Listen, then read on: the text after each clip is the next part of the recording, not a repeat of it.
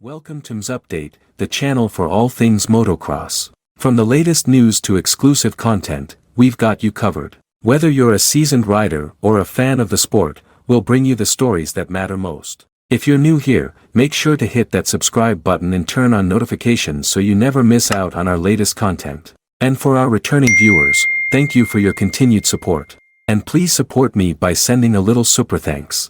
I will have the encouragement to make the next clip. And sorry for the narration, because I can't speak, so I had to use a bot to narrate instead. Number 1.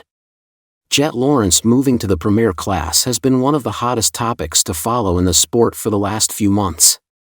Ever since it was confirmed in the off-season that the Australian native would contest the full 450 class of the AMA Pro Motocross Championship this summer, there has been a lot of speculation as to how he will do against the field even before he lined up for and won the 250SX West Region Championship. Well, in his AMA Motocross Premier Class debut over the weekend, Jett Lawrence was the fastest overall qualifier by over 2 seconds, then rode home not one but 2 moto wins, going 1-1 and taking the early points lead after the Fox Raceway National. It was quite the debut ride by the number 18, who was able to hold off newly crowned 450SX champion and 2022 450 class Pro Motocross runner-up Chase Sexton, 2-2, as well as 2021 450 class Pro Motocross champion Dylan Ferrandis, 3-3. Jett continued his streak of winning the overall at Fox Raceway at Pala, taking the 250 class overall win in 2020, then twice in both 2021 and 2022 before now taking his first ever 450 class start as well, an impressive 6 for 6 at this track. Number 2, Hayden Deegan scores 6-2, 2 overall. Deegs is carrying over his success from Supercross into the great outdoors. I can't say that I'm surprised. Personally, I didn't have him finishing second overall at Pala with such a deep field.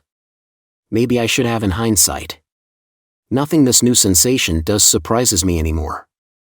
His turn to win races and championships is coming sooner rather than later. I know it's only one race, but how soon until he gets his first win and overall? RJ Hampshire score 1-11, 3 overall. I heard some chatter about how RJ will have a chance at a title once he figures out his inconsistency over the weekend. Sure, that's been the case in the past, but believe me, RJ is a different rider this year. He's still going to send it, that's just RJ, but he told me that he's learned so much in the past year and grown as a rider. He firmly believes that he has a huge chance to win this Pro Motocross Championship, and that was apparent with his first moto win. Obviously his second moto this week doesn't help my argument with a changed RJ, but still, he crashed 3 times and still finished 11th. A third overall puts him in contention after the first round. I believe we will see RJ win a lot of motos this season and take this title fight to the final round with Lawrence. Grant Harlan score 9-6. 7 overall. I prefaced this in my column last week on how I wouldn't at all be surprised with Harlan finishing the day with a 5-5 at Pala. Well, I was a little off, but 7th overall will do just fine. Hard Dog is stronger in the second motos, and especially with 5 minutes left in the race. That's his time.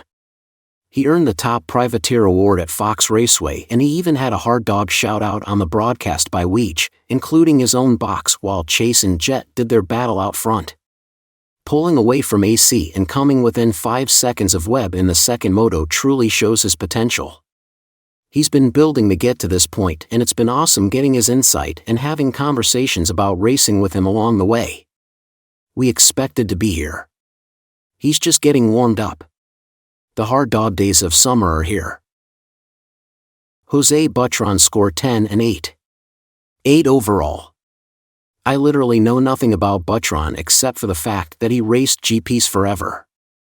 I did notice that besides the MXON finishes in his career, that he's never actually finished inside of the top 10 overall across the pond. In his first race in the USA he got an 8th overall and was inside of the top 10 all day.